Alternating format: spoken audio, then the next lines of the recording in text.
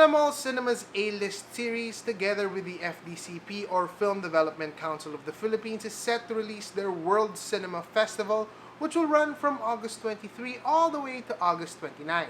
And they're going to drop 4 critically acclaimed international titles, namely Corsage, Close, Return to Seoul, and Aftersun. I'm going to be talking about Aftersun in this video because I was invited to a special screening of the said film, so let's dive into that. I'll release more information about the World Cinema Festival later on, so tune in until the end of the video. So let's dive into the review itself. Aftersun was actually released back in 2022, and we're getting a re-release now because of the said festival here in 2023. You may have heard of this because it was actually nominated for several categories and several awards and several festivals, one of which was the Academy Awards for this year. It was nominated for Best Actor for Paul Mescal. Coming into it, I felt like it was really an indie film, and in a way you can categorize it as that.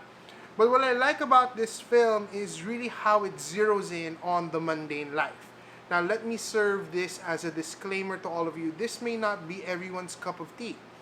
First and foremost, it is not your typical blockbuster, action-packed escape kind of movie. I feel like people go into the cinema wanting something creative in a sense that it's action-packed, it's sci-fi, there's something so imaginative and spectacle and grandeur. This is actually a no thrills, no frills kind of movie, but in its simplicity, there is a creativity that is injected to it, which I absolutely love. This is a type of movie that just excites you despite it being quite slow. And that's another disclaimer. There's a slow pace to it. But for some reason, even though it was that slow, it wasn't agonizing. And I was surprised that I was glued to every moment of every scene. It was so engaging, even if you're just looking into a mundane activity such as a vacation. Because there's so much depth and a literary, poetic nature to this movie.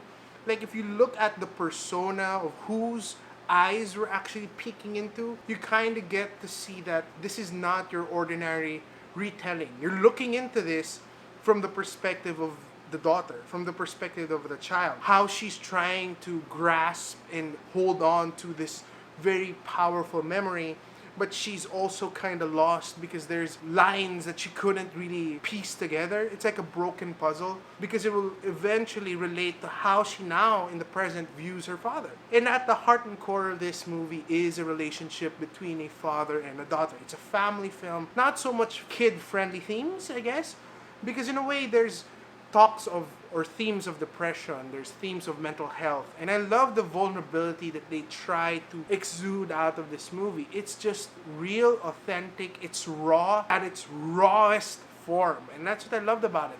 Paul Mescal and even the young girl here, those two had such a powerful connection, not just with each other but with the audience.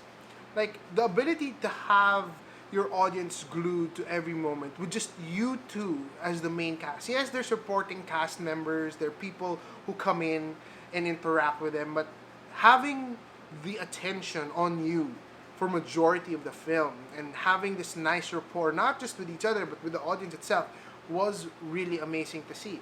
You don't have anyone else to rely on except each other. And that was what was so nice, because that's what the film is really all about. I love the visual treatment of this. I love how there's a different things that they put into the film to make it all the more aesthetic, engaging, different film techniques that were really that squeezed out artistry. Long lingering shots.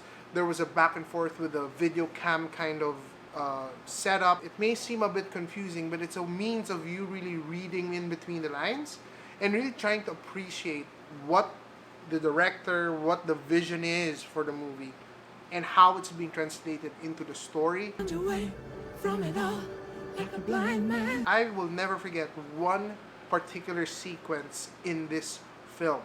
Towards the end, there was this like dance scene that was so powerful. One of the most powerful and unforgettable moments in film that I've seen in quite some time. I just loved how they did that, the composition of the lighting, the transitions, the way they utilized a specific song that was so happy but then stripped down, and it becomes so achingly beautiful and powerful. It was just a nice scene that really capped everything up, that really made everything sing together and combine a film that's very expressionistic in a way. It's very expressive.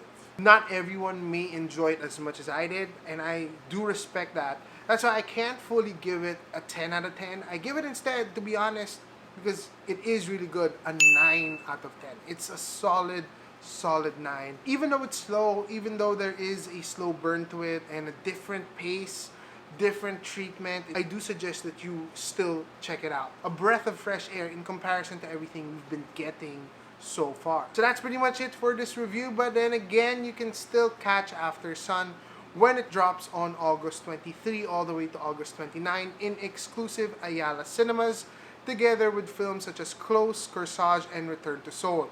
I'll flash on the screen the cinemas that you can actually check out, and you can also go to Ayala Mall Cinema's official website to find out their official screening times as well. So that's it for this video. Don't forget to comment, like, share, and subscribe. Make every day into an adventure.